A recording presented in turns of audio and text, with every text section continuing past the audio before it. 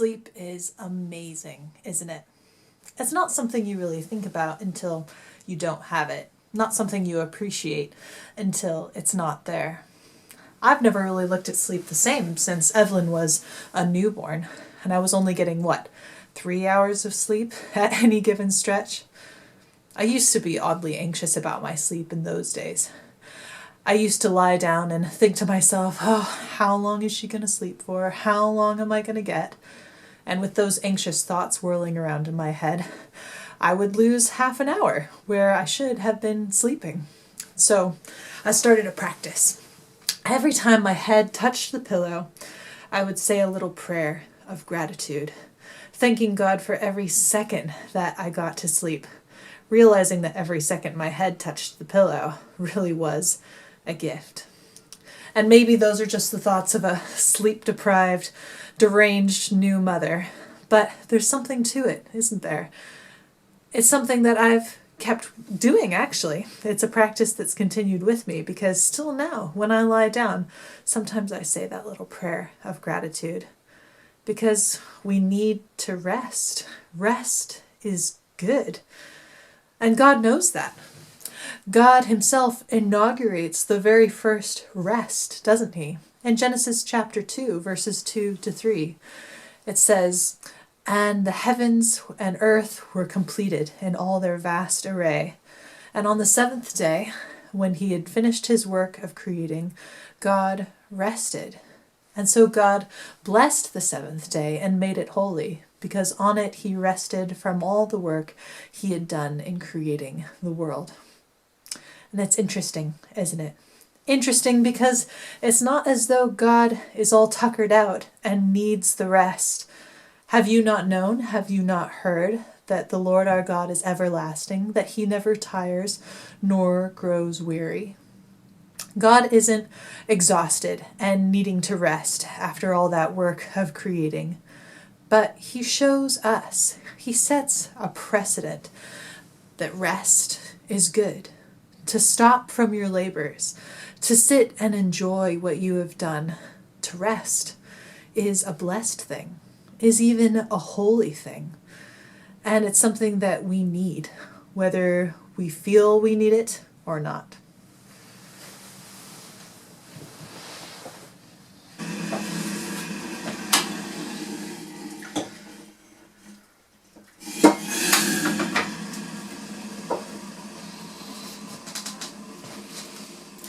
Now, in the book of Exodus, God takes it a step further. Perhaps he knew that his good example wasn't going to be enough to motivate us, and so he makes rest a command, a law.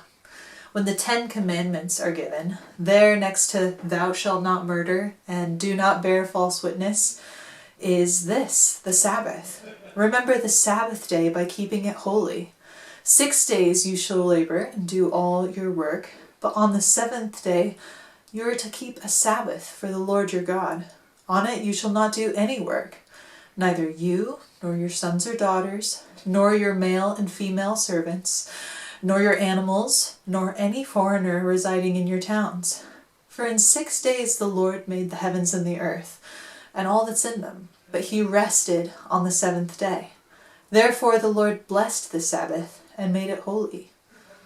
Now we can't forget that the Israelites had for generations been in slavery in Egypt. They had been a slave people.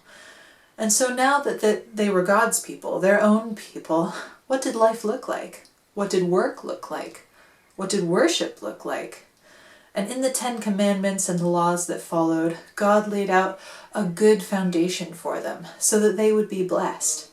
And rest was a part of that foundational framework for life. To labor ceaselessly, to never stop working, is to be a slave to the people around you, a slave to the culture around you. But to rest and worship is to be a part of the people of God.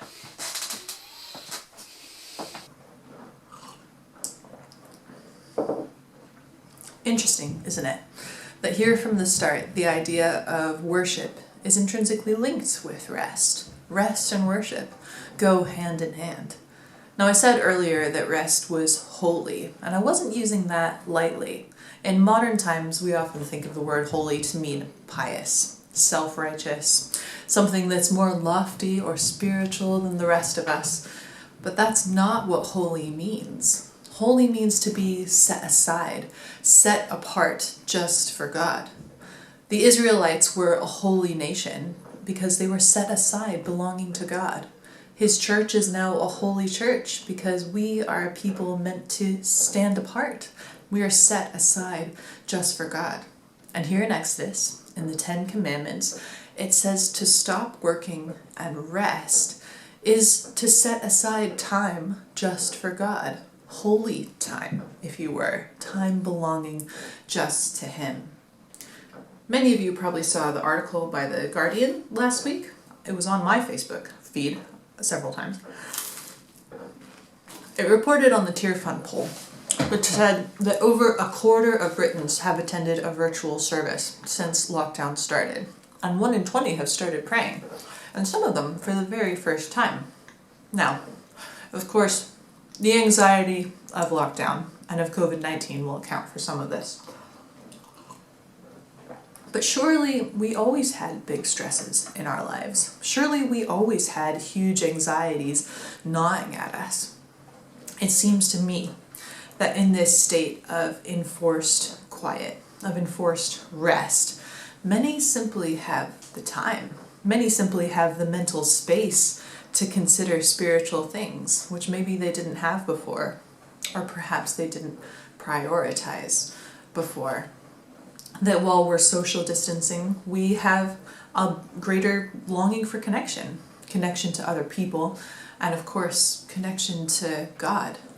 That in the quietness, there's a rekindling of spiritual thoughts, spiritual ideas, which at last we can pursue, because life isn't full throttle for many of us anymore. The idea of rest is intrinsically linked to the idea of worship.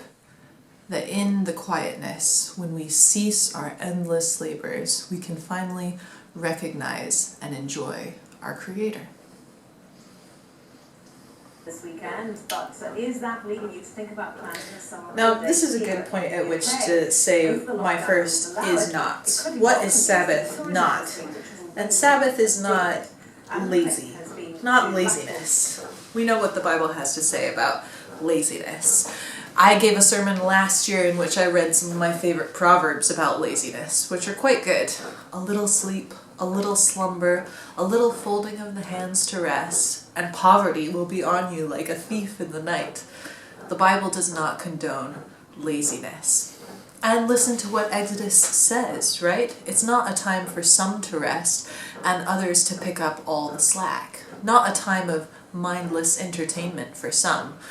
It says, not only shall you rest, but also your son and daughter, your male and female servants, your animals are to rest. The foreigners who don't even follow God are to observe a Sabbath rest. Sabbath is intentional. It's not mindless, it's not lazy. It's time that we carve out and intentionally give to God.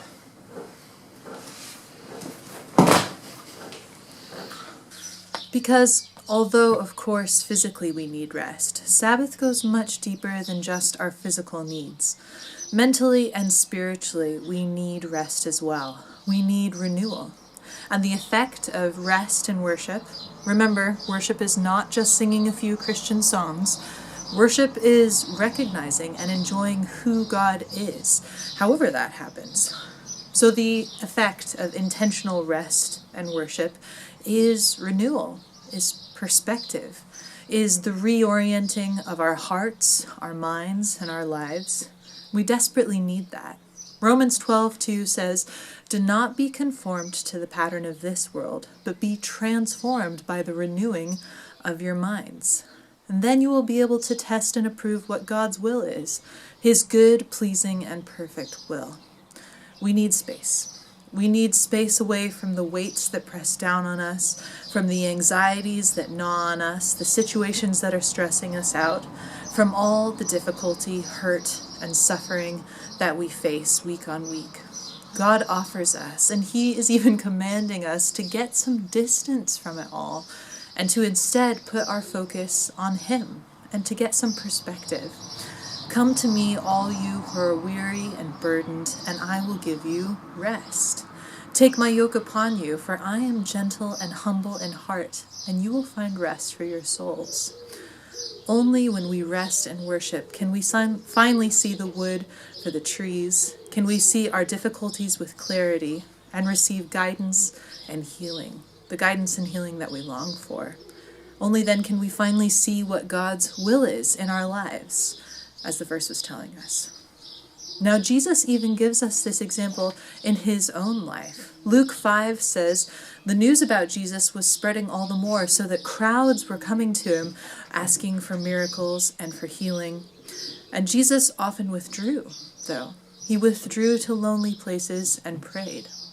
So do we think that we're stronger and more capable than Jesus was? Do we need rest, worship, and time alone with God less than he did? I'd like to finish today with my last Sabbath is not. And that is, Sabbath is not just about Sundays, not just about a Sunday service. Although, of course, Sunday services are something I rely on. We need the fellowship of other believers. We need the community of worshiping people. But I wouldn't want you to walk away from today's message just thinking, oh, Cheri wants me to go to church more. Because hopefully you've realized it's about something a bit deeper than that. It's about a pattern of life.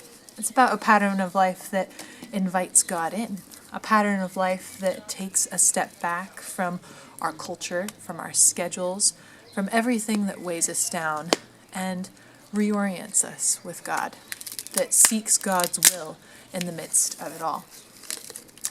Now, there's been a lot of chat on my Facebook wall, on social media and in the news about what life looks like after lockdown is over, after we're done social distancing.